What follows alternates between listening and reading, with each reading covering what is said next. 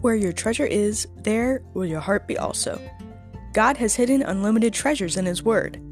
Every time we open it, we can discover a new treasure, or admire an old one.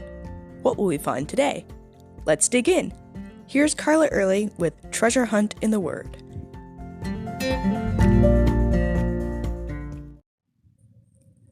With the pillar of cloud and the pillar of fire, God led His people, rejoicing, from the victory at the Red Sea into the wilderness.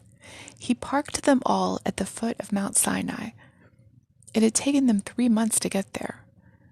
Then Moses climbed up the mountain to meet God. He came back with a message from God. If you obey my voice and keep my covenant, you will be my treasured possession among all peoples. What an honor! Who wouldn't want to be God's treasured possession? The people readily agreed to this arrangement. Then God showed Himself in smoke and fire, and the whole mountain trembled with lightning and thunder and trumpet blasts. The people were understandably afraid. They begged Moses to mediate between them and God. So Moses disappeared into the thick darkness where God was. God gave Moses the stipulations to the covenant, and he relayed them to the people. They all agreed, and Moses sprinkled them with blood. Then Moses went up the mountain again, this time with Aaron, Nadab, and Abihu, and 70 elders. If we don't read this part carefully, we'll miss it. Exodus 24:10 says that the group saw the God of Israel. You'd think they would give a better description of it, but all Moses wrote about was what God was standing on, that it looked like precious blue stone. Why was this? Probably because, like most people in the Bible who encountered a heavenly being, they took one look and prostrated themselves before Him.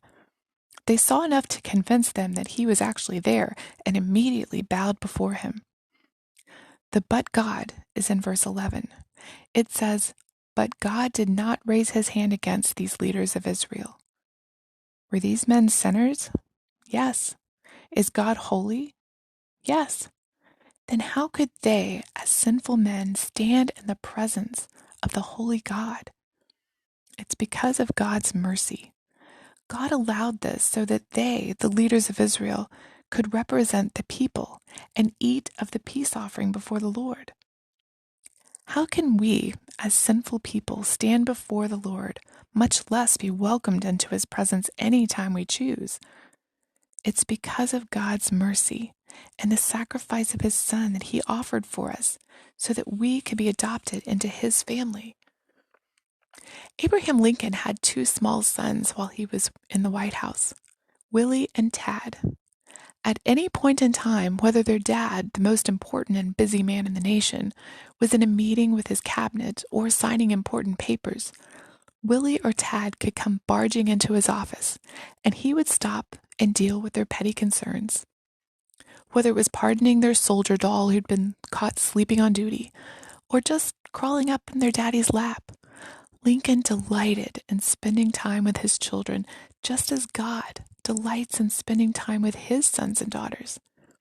When anyone else would throw us out, God invites us in, gives us His attention and love, and listens to us.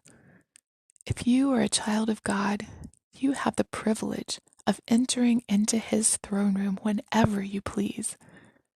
Do you do this often? When was the last time you entered His throne room and climbed into His lap?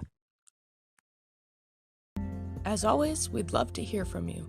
If you'd like to share a treasure, support this ministry, or get Carla to speak at an event, please contact us at treasurehuntintheword@gmail.com. You can listen to other episodes on our website, which you can find in the description below. Thanks for listening, and have a great day.